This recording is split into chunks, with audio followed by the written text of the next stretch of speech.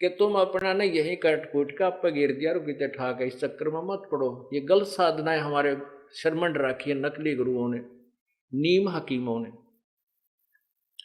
तो परमात्मा क्या कहते हैं कि कुछ बुद्धि से काम लो। अपने बेटे का तो इतना डर मानती है कि कदे कहीं चीना लग जा और तेरे बेटे को दर्द हो, पीड़ा हो जा पोते को। और एक बकरी का बच्चा लेकर उसका गला कटैया रे बड़ी सी दुनिया, गुरु बिन कैसे श्रिया। पूरे संत के बिना ये निर्णायक ज्ञान जब तक नहीं मिलेगा तेरा उद्धार नहीं हो सकता। अब अपने बच्चे की तो इतनी ममता, इतना प्यारा लागे कैंची लागण का भी डर। और एक बालक एक अमुक जो बोल भी नहीं सकता उसका प्राणी का बच्चा लेकर और माता का भेंट चढ़ा दिया है। वो माता कभी बकरे नहीं खाती। वो देव कोई नहीं है जो मांस आहार करता, वो तो राक्षस होते हैं जो मांस आहार करते हैं।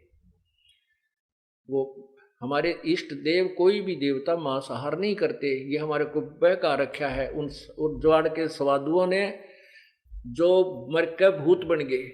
और वो जो नकली गुरु थे वह मांस खाया करते थे, फिर वह पत्थर भूत बन गए। वह फिर उन्हीं यजमाना माँ का बोलते हैं, मैं भैरव बोलू हूँ, मैं हनुमान बोलू हूँ, मैं माता बोलता हूँ, और एक बकरा चढ़ा दो। उनका वो गुमराह कर देते हैं। और उनके डर के मारे फिर ये पूर्ण परमात्मा का सहारा मिला नहीं, तो डरते फिर ये बेचारे गृहस्थी लोग उन पाखंडिया में जो भूत बोला करते, उनके आधार से मांस चढ़ाने लगे, बकरे चढ़ाने लगे, कटवाने लगे हैं। इस प्रकार यह बात बिगड़ी। फिर कहते हैं, फिर माता की पूजा देखो, कहते काचा पाका भोजन बना कर माता धोकने गई। माता जो धोक लान का दिशा बना कर चलता हा काम, कुबेरा कुत्ता न खाना हो तो वो काचा पाका भोजन बनाकर माता धोकने गई। हमने देखी जगह जगह पर ना एक इतनी मंडी ही बना देंगे जिसमें मेरे ख्याल में कुत्ता आराम से बैठ सके, बाकी आदमी तो नहीं प्रवेश कर सकता। उसको माता का थान बोलते हैं, स्थान। कहते हैं वो काचा पाका भोजन बनाकर माता धोकने गई। और वो माता के धोकने, माता की पूजा के लिए जो वहां गुलगुले पूड़े चढ़ाती है, और कुत्ते बाट देखा करें बुढ़िया एक बतला उतरा टूट कर पड़ा। वो माता नहीं खान पाती, वो कुत्ते खाते हैं। और खा के उस कुत्ते उस माता के आहार को, और चलते समय फिर उसके ऊपर बाथरूम करते हैं, पेशाब करके चलना, उस माता की चोटी में धार मारे। तो परमात्मा कहते हैं अगर वो शक्ति है तेरी माता में, कुत्ते की टांग क्यों ना तोड़ दी, कुत्ता क्यों ना मर गया, या मार देती इसको। न कर बड़ी सी दुनिया, काचा पाका भोजन बना कर माता धोकने गई, और माता ऊपर कुत्ता मुत्ता, वो क्यों ना मर गई। तेरी घिघी बंदरी है माता को दे दुखी कर दे, और इस कुत्ते को ना मारती वा। फिर क्या बताते हैं कि जीवित बाप के लट्ठम लट्ठा, और मरने के बाद उसने गंगा में पहुंचाने जाता उसकी अस्थियों को।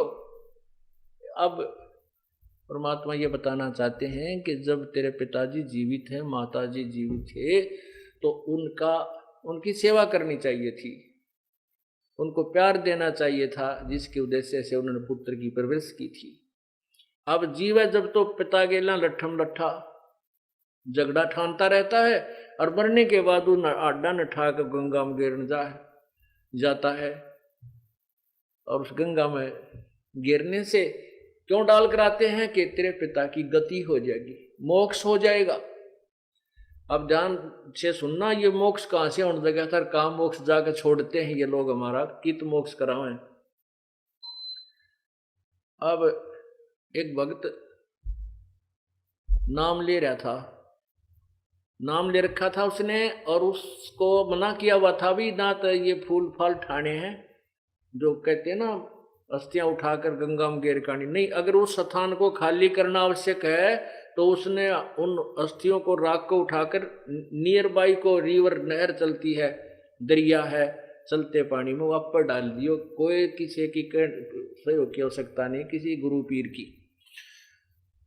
और मान लीजिए आसपास नहर भी उपलब्ध नहीं है तो उनको खड्डा खोद के अपने कितने भी खेत में, आंगन में, घर में उड़े डाल दिए। जो सोचो वे कितना नादर ना हो हमारे पिता की अस्थियों का, अच्छी बात है अगर आपके अंदर ये श्रद्धा है तो उन्हें उड़े गाड़ दे कि टमाटी में ढूंगा 5-7 फुट 5-4 फुट खोद के उस इतनी राख बना कर उसने वहां डाल दो या किसी नहर में डालेंगे।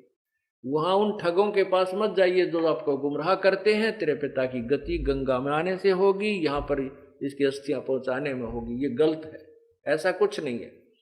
वो एक भक्त जैसे हमारा नाम लेते हैं तो हम उनको ये मर्यादा भी बताते हैं कि ये नियम पालन करना है।